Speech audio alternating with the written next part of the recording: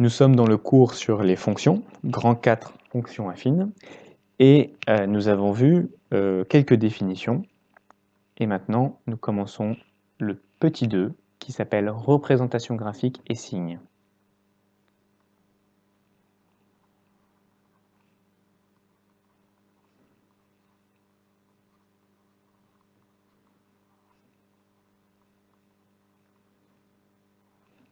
Je vous laisse bien sûr prendre le titre en note. Et avant qu'on commence, je vais vous demander de réfléchir un peu, de reprendre notre histoire d'escalier et vous demander à quoi ressemblerait un escalier, à quoi ressemble un escalier dont la pente est positive, donc m supérieur à 0, par rapport aux exemples d'escalier qu'on avait vus la dernière fois.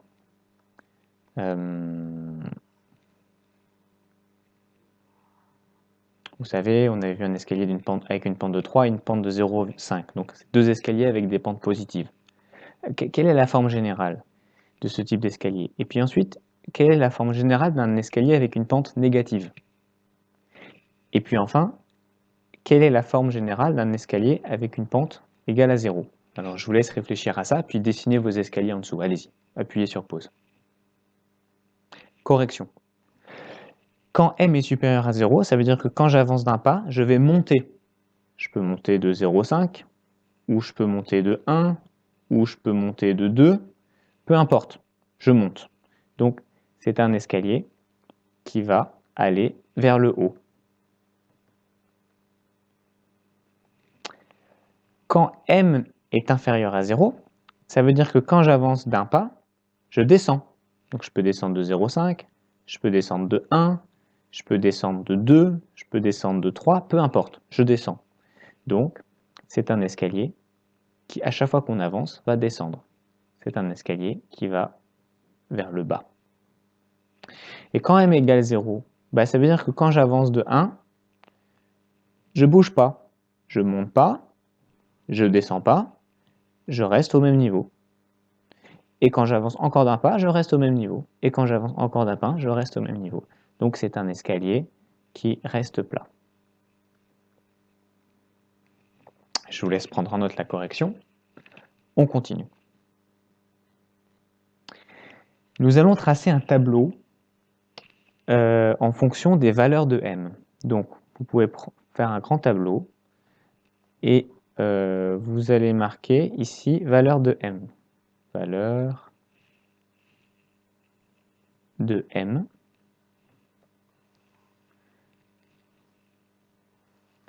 Et on va reprendre les trois valeurs qu'on a étudiées plus tôt. Lorsque m est inférieur à 0, supérieur à 0. Lorsque m est inférieur à 0 et lorsque m est égal à 0. En dessous, on va parler des variations de f. Alors, votre tableau, il faut que vous ayez de la place sur votre page. Il faut au moins une demi-page, au minimum, en hauteur. Si vous avez moins, prenez une nouvelle page, sinon vous n'aurez pas la place. Variation de f. On va mettre une illustration graphique.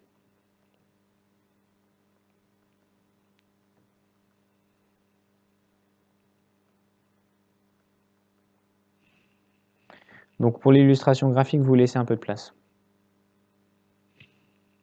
Et on va étudier les conséquences sur le signe de f.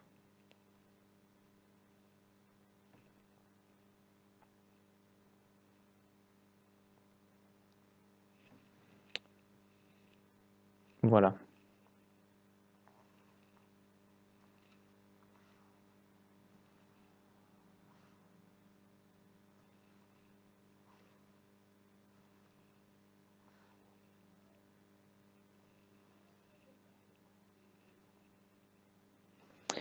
Alors, les variations de f. On commence par cette deuxième ligne. Quand on a un escalier comme ça veut dire qu'on a une fonction qui monte. Une fonction qui monte, on dit que c'est une fonction croissante. Et on va marquer que f est strictement croissante.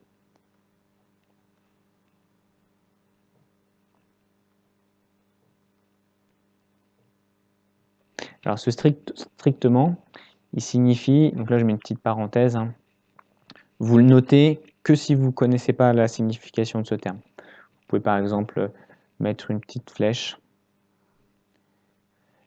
Strictement croissant, c'est une fonction qui ressemble à ça. Ça monte tout le temps. Ok? Ça, c'est strictement croissant. Une fonction qui est croissante tout court, c'est une fonction qui peut être plate à certains endroits. Par exemple, on peut faire ça, puis vous voyez, là, elle est un peu plate. Et puis après, elle repart. Donc ça, c'est une fonction croissante tout court. Voilà, c'est la différence. Vous le notez que si vous en avez besoin. Quand m est inférieur à 0, bah, notre escalier va vers le bas. Donc quand on va faire la représentation de la fonction, on va voir que f est strictement décroissante.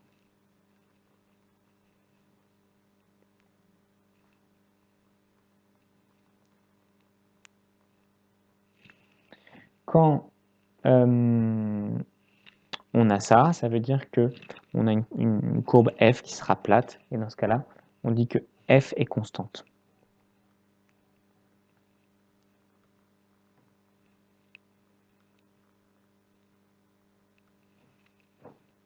Et je ne sais pas si vous vous souvenez que quand on parlait de P, on disait que, le prenez pas en note, hein, ce que je dessine, que si j'ai une courbe comme ça, hein, et j'ai f de x égale mx plus p, on disait que cette valeur p, elle nous disait de combien on se décalait pour tracer une nouvelle courbe. Et ben, ici, avec notre fonction, ça va être la même chose. Sauf que on n'a pas une pente de cette forme, mais on a une pente qui est plate. Parce qu'on a dit que quand m égale 0, la fonction était plate. Et en fait, la hauteur de la pente, bah, ça va être un peu la même logique. Elle va valoir p. Et du coup, on aura f de x égale p. P. Bah oui, parce que si m égale 0, en fait, comme f de x est égal à mx plus p, si m égale 0, bah, tout ça, ça va valoir 0. Donc il va rester plus que p. Ok? C'est pour ça que on note f de x égale p. Voilà. Alors, si vous êtes absolument sûr d'avoir bien compris et que vous en souviendrez, vous le notez comme ça. Sinon, n'hésitez pas à vous refaire la petite explication que je viens de faire, à la noter dans un coin pour bien expliquer que comme m vaut 0, bah, il ne reste plus que p. Je vais vous demander d'appuyer sur pause, on va commencer à mémoriser ce schéma parce que je vais vous demander de le connaître par cœur. Alors, mémorisez bien ce qu'on a marqué dans chacune de ces trois cases, fermez les yeux ou fermez votre cahier et puis essayez de voir si vous... Et puis fermez l'écran, hein. Essayez de voir si vous arrivez à le reconstituer. Appuyez sur pause et faites ça. Commencez à mémoriser ces trois cases. Ok. Alors maintenant que vous l'avez fait, soit vous avez réussi à mémoriser les trois choses, c'est très bien. J'espère que vous n'avez pas oublié ça, là, le f de x égale p, que vous avez bien les bons termes, croissante, décroissante, croissante. Si vous ne l'aviez pas mémorisé, vous recommencez une deuxième fois. Vous fermez votre cahier, vous dessinez trois cases, et dans les trois cases, vous essayez de marquer la bonne chose. Ok? Et puis vous faites ainsi de suite, hein, 2-3 fois ou 4 fois, jusqu'à ce que vous ayez mémorisé le contenu de ces trois cases. On passe à la suite. Illustration graphique. Alors, quand une fonction est strictement croissante, à quoi elle ressemble? Bah, c'est simple, je fais un axe des abscisses, un axe des ordonnées, et on a une fonction affine, donc ça va être une droite, qui est strictement croissante, donc qui monte, donc ça va avoir une tête comme ça. En gros, quelque chose qui monte. Ok? Et on va rajouter un petit détail. Ici, dans ce point des abscisses, alors on ne sait pas combien il vaut, peut-être moins 5, peut-être moins 2. Comme on ne sait pas combien il vaut, on va lui donner le nom x0. Et cette droite, là, elle a en abscisse en bleu x0, et en ordonnée, donc à la verticale, ça vaut combien? Bah, ici, regardez, si on va en face, hop, en 0, en vertical, on est à 0 là. On est sur le plancher. Donc ça veut dire que ce point, et vous pouvez prendre en note là, ce point, quelle est son abscisse? C'est x0. Et quelle est son ordonnée? Donc x0, hein, je répète, je l'appelle comme ça parce que je ne sais pas combien il vaut. Moins 3, moins 5, mais on s'en fiche. Par contre, son ordonnée, qu'est-ce qu'elle vaut?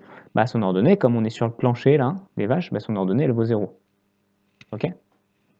Donc autrement dit, ici, dans ce point x, les abscisses, ça vaut x0. Et y, les ordonnées, ça vaut 0. Donc, comme notre fonction, elle vaut mx plus p, notre fonction, elle vaut... Tiens, on va le mettre là. On va le mettre là, on va le rappeler là. On va rappeler que la fonction, l'axe des ordonnées, donc y, est égal à mx plus p. Hein, ça, c'est la formule générale qu'on avait vue. Et donc ici, on a m fois x0 plus p. Combien ça vaut? Bah, ça vaut 0. On refait le schéma ici.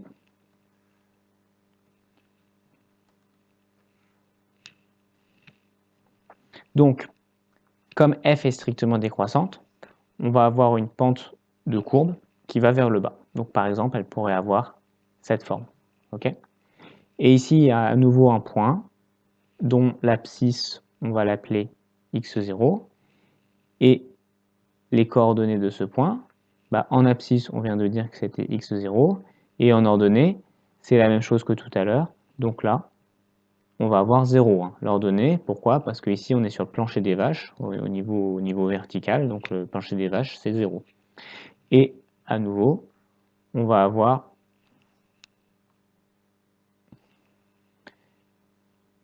m fois x0 est égal plus p, pardon, plus p est égal à 0.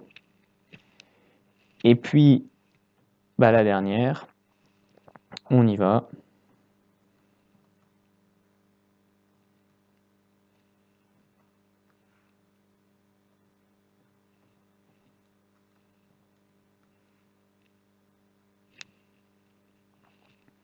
Ici, on va avoir une droite qui ressemble à quelque chose comme ça. Alors, je vais plutôt la faire en noir.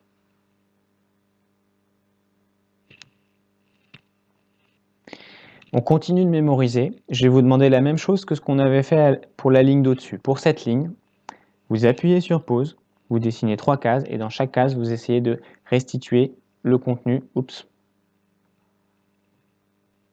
le contenu qu'on a mis ici, ici et ici.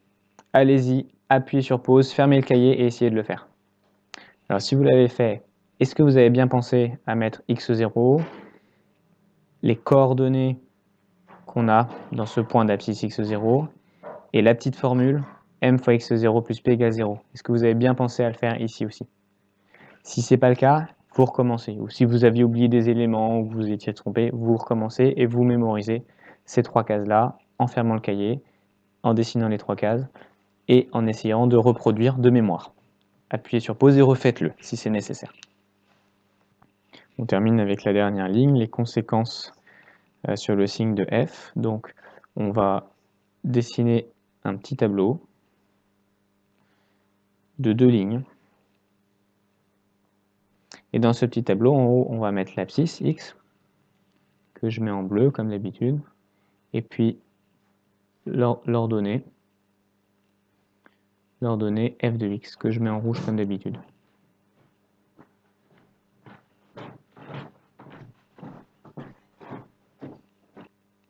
Ok. Alors, observons au-dessus, là, ce qui se passe au niveau des x. Hein. X, c'est bien sûr l'axe des abscisses, qui est là. Dans cette direction-là, vers la gauche, bah, La droite, elle va à l'infini. Donc x, il va prendre des valeurs jusqu'à moins l'infini. Et puis à droite, si on regarde par là, ça s'étend aussi jusqu'à l'infini. Donc x va prendre des valeurs jusqu'à plus l'infini. Ok? Et puis au milieu, il y a un endroit où on va avoir x0.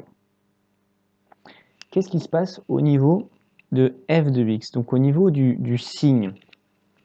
Bah, regardez, de ce côté-là, on va faire en noir plutôt. De ce côté-là, la courbe, elle est en dessous de l'axe des abscisses. Donc on va avoir des valeurs comme par exemple moins 1, moins 2, moins 3. Tout ça, c'est des valeurs négatives. Donc ici, on va mettre un moins. Qu'est-ce qui se passe à droite de x0? Bah, on est au-dessus du plancher des vaches qui est bleu. Donc on est sur des valeurs positives. Ici, par exemple, on peut être en 1, en 2, en 3, en 4, en 5, je ne sais pas. Okay, donc ici, des valeurs positives. Et en x0, bah, on traverse le plancher des vaches. Donc en x0, on est à 0. Et souvent, on aime bien en maths mettre une barre ici. C'est pas très utile ici, mais quand on a des tableaux avec plusieurs lignes, ça peut devenir utile. Ok? Bon. Même principe pour celui-ci. X va de moins l'infini à plus l'infini.